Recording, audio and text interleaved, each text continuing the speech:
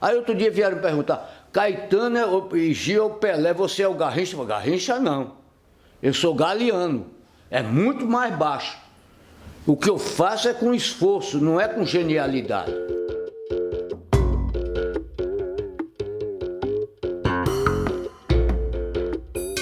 Porque os homens estão virando uma merda. Os homens estão tão violentos, tão grosseiros, tão brutais.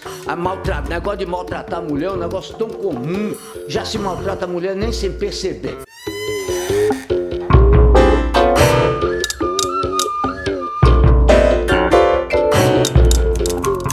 Seu nome? Meu nome é Zé, Tom Zé. Profissão? Mágico.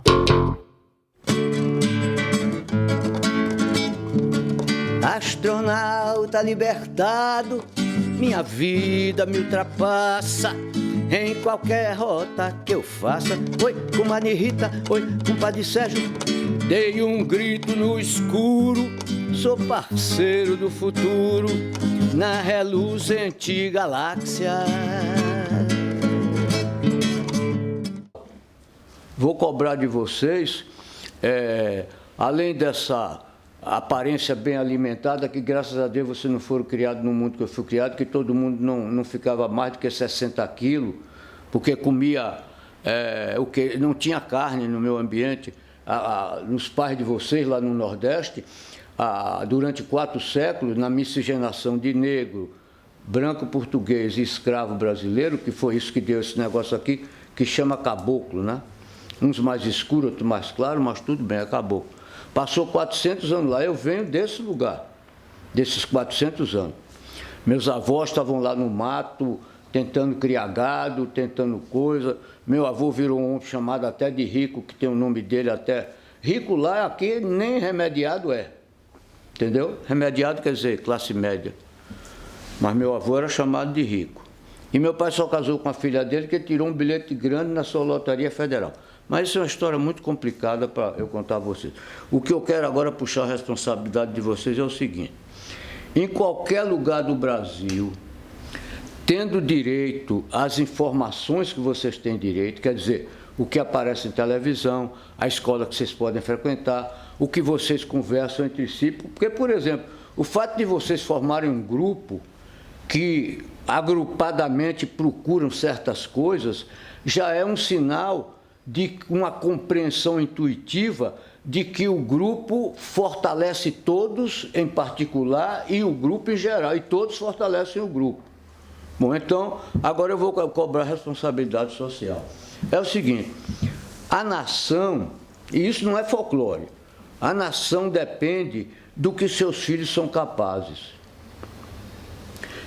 De vocês devem ao fato dessa terra ter alimentado vocês, dos que vieram antes e trabalharam, maus ou bons, terem dado comida, trabalho aos pais de vocês, seja lá o que for, seja lá a idade de vocês, vocês têm uma responsabilidade de, seja lá de que maneira for, na atividade de vocês, ajudar a nação a se manter. Agora eu vou dar notícia só de uma pessoa que fala, quando os escritores começam a ficar deficientes, fracos, degenerados, significa que o país vai perder poder. Claro, vocês não são escritores, mas não interessa. Quando a mente, em qualquer local, em qualquer periferia, em qualquer centro, em qualquer edifício de rico, em qualquer favela, quando a mente da nação começa a receber coisas fracas, coisas deterioradas, a nação está ameaçada. Vocês, por exemplo, estão reagindo a isso, estão formando um grupo procurando estudar coisa, já estão reagindo a isso. Por exemplo, a televisão que passa no mundo é uma televisão feita, essa televisão foi idealizada quando os Estados Unidos precisavam desvalorizar a vida humana, para o sujeito não pensar que a vida humana não valia nada, para todo mundo se inscrever para ir morrer na Coreia e depois como era o nome da Segunda Guerra lá? No Vietnã. No Vietnã. Foi essa, formou os caras estão tão formados nessa coisa que estão repetindo isso e passando no mundo todo, porque o mundo todo tem que comprar a cultura que eles fabricam, porque onde é que vai? O rapaz pensou um negócio desse tem que passar 12 horas tocando, principalmente as TVs a cabo, só tem que botar filme estrangeiro. E os filmes, vocês se lembram que tinha um filme até bom, que era 6 horas da tarde, que era sobre criminosos que bulinavam crianças, moças de 5, 6, 7 anos, e passava às 7h30 da noite. Quer dizer, que escola de bulinagem, filha da puta, né? A gente já sabe bulinar demais, precisa de escola para bulinar criança. Porque cada um de nós, uma coisa que precisa saber, cada um de nós, homem, mulher, tudo, contém dentro da cabeça um pouco de loucura. Cada um de nós, se for influenciado por um ambiente mau, faz qualquer coisa má.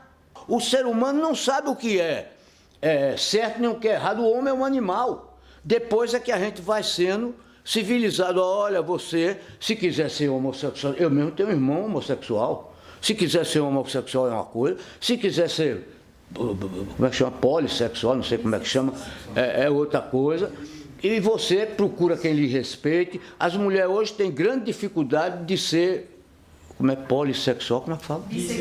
Bissexual. Porque os homens estão virando uma merda. Os homens estão tão violentos, tão grosseiros, tão brutais. Negócio de maltratar a mulher é um negócio tão comum. Já se maltrata a mulher nem sem perceber. Quanto a essa história de o país precisar de sua população, vocês todos, cada um, cada cabeça de vocês, são responsáveis por isso. Seja lá o que for, vocês receberem informações bastante. Por exemplo, Emicida. Emicida vem aqui em casa, teoricamente a educação dele teria sido simples. Vocês conhecem o Emicida? Emicida vem aqui em casa. O que Emicida faz, aqui por exemplo, de repente, na minha vista, é um negócio fila da mãe. Aquele cara é foda. Então, a gente não precisa ser como Emicida, porque eu não sou. Nem como Caetano e Gil, porque eu não sou. Eu sou como... Você se lembra de Galiano, que jogava no Palmeiras? É uma comparação ótima. Galiano era um cara médio, quase ruim, mas ele se esforçava tanto que ele era uma pessoa respeitada no filme. Ele depois jogou na Ponte Preta.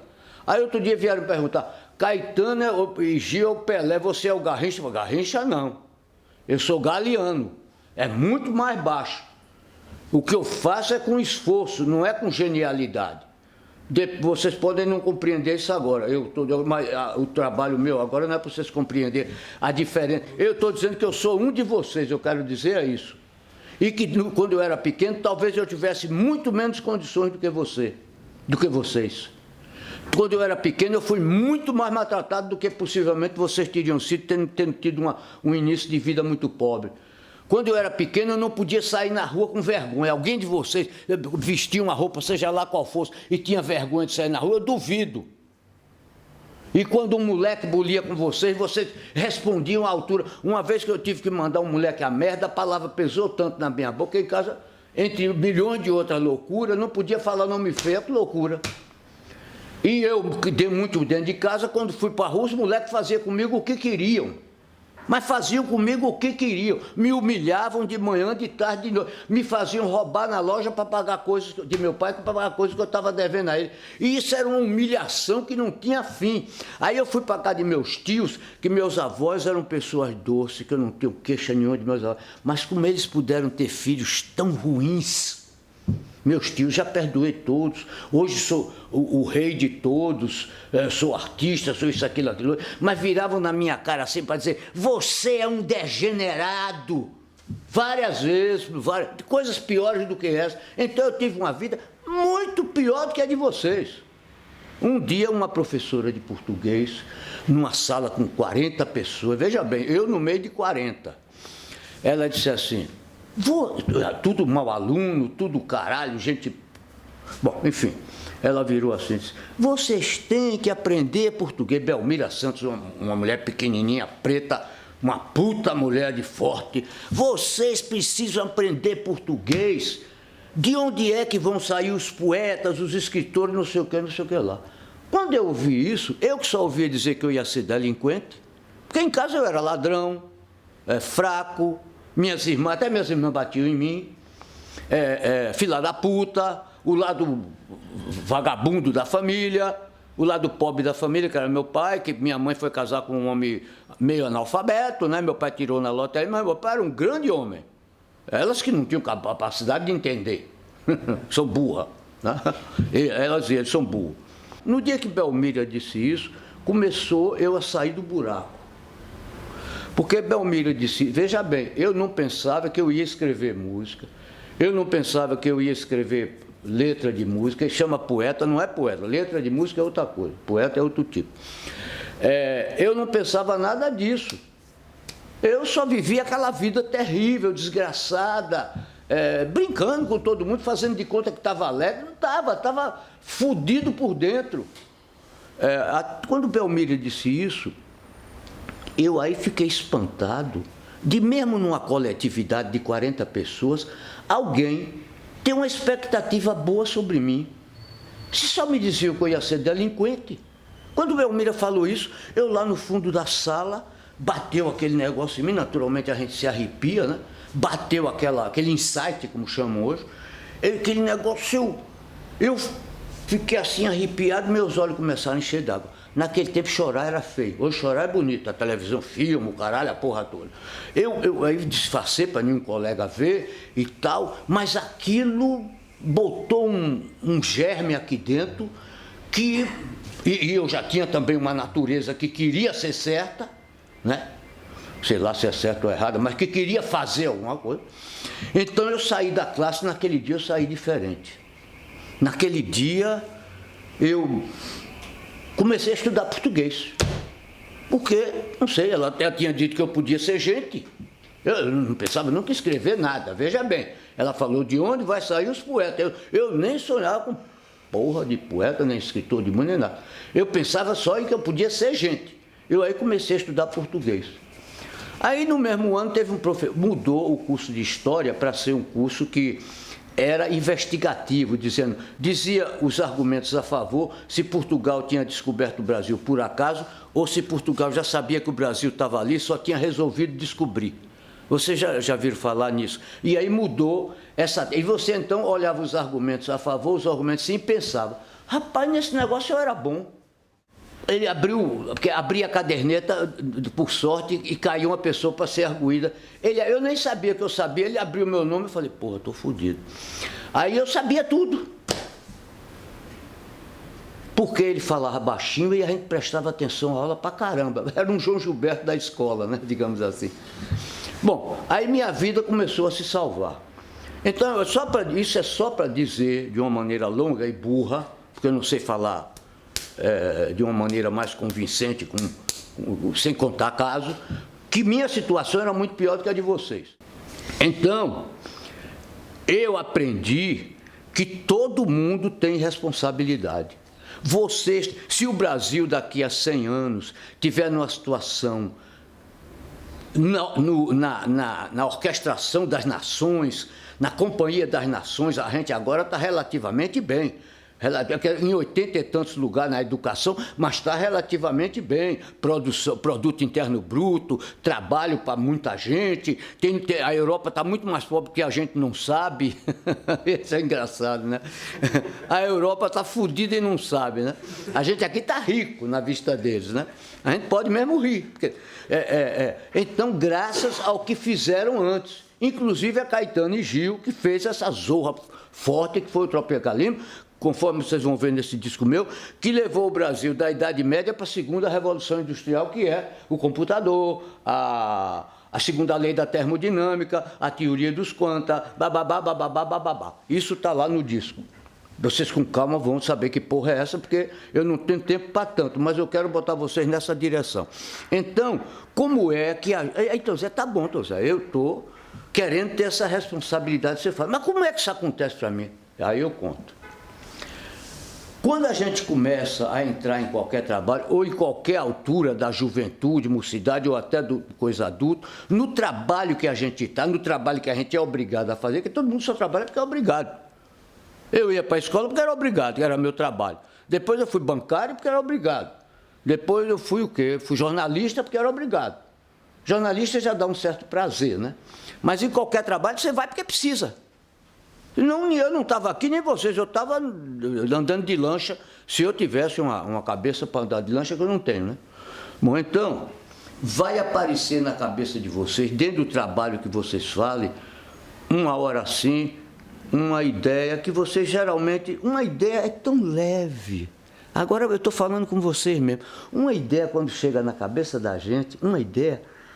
Porra, ela não pesa nada. A gente está acostumado com ordens pesadas dos nossos pais, com coisas pesadas da religião. Uma ideia nossa, quando a gente chega na cabeça, ela chega assim, a gente se balança a cabeça, ela vai embora. Agora, se você, qualquer ideia que você tenha, disser, será que isso que eu estou pensando aqui agora, vale eu tentar, pelo menos escrever o nome? Que ideia foi essa? Ventilador quadrado, uma maluquice qualquer, uma coisa impossível, né? Mas você teve essa ideia. Não, eu quero uma coisa, ventilação com a porta furada. Eu que estou inventando uma maluquice. Aí você escreve, ventilação com porta furada. Porra. Quando ela estava aqui, ela não era nada. Agora que eu escrevi ela aqui, ela já está pesando um pouquinho. E a tendência das pessoas dizer, jogue suas ideias fora. Veja bem, agora eu preciso de responsabilidade de vocês aqui. Eu preciso que vocês imaginem, eu que sou um fraco conferencista, que você imagine uma situação em que, em algum momento, que vocês tiveram uma ideia e que nem se lembram mais, e que jogaram fora. Isso acontece muito a todo mundo. Eu tinha muito todo dia, e um belo dia eu peguei uma e falei, porra, como é, então? Eu não sei fazer música. Mas, se eu pegar esses personagens aqui da Rua de Irará, botar numa letra e cantar qualquer coisa, contanto que não seja Melânia sobe, não, Melânia sobe, Melânia faz, Euclides morde o braço, já, das dores, todo mundo conhece Euclides, conhece das dores. Se eu botar das dores na cara do cara, o cara não pode parar de prestar atenção a mim. Será que é verdade isso? Porque você sempre duvida do que você quer inventar. Será que é verdade? Será que o cara realmente se ouvir num amor? Porque nunca ninguém fez aquilo.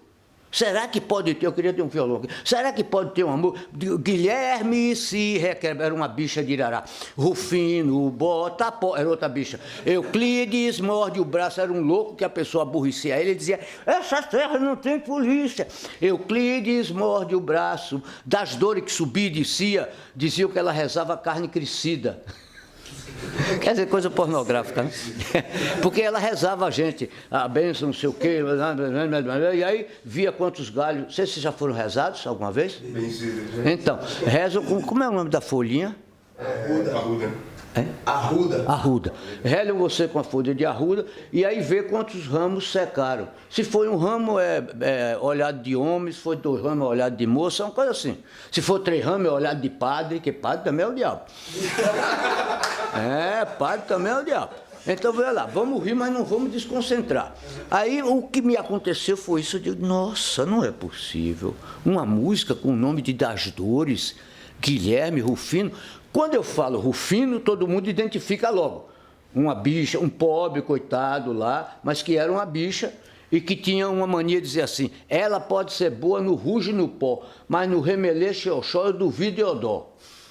Então, toda a cidade, mesmo no tempo que não tinha homossexualidade, tem 2 ou 3 bichas que as pessoas conviviam com ela. Euclides, como é? Guilherme...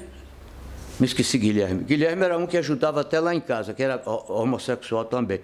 Toda a cidade tinha 1, 2, porque o resto era escondido, aquilo era proibido. Hoje, graças a Deus, quem, por exemplo, tem a natureza que se volta para isso, pode. Que diabo, o que é que vai fazer? Vai matar?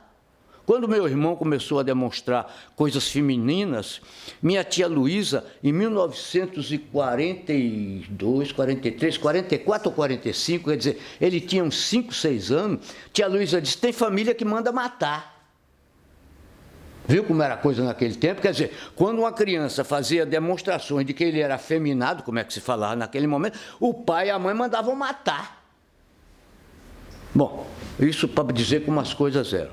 Então, eu que tive uma loucura semelhante ao homossexualismo, que era pensar que, porra, então eu boto numa letra Guilherme, Euclides, Rufino, das Dores, porra, isso não pode ser letra de música, mas será que pode? Aí eu me esforçava para dizer, Guilherme se requebra, Rufino bota pó, Euclides morde o braço, das Dores fala só. Porra, eu acho que se eu cantar isso, Guilherme se requebra, Rufino bota pó, o cara vai dizer, porra, o que é que esse cara está cantando? Eu conheço essas pessoas. Vai ter uma maluquice no cérebro dele, que música não é isso? Guilherme se requebra, Rufino bota pó, Euclides morde o braço,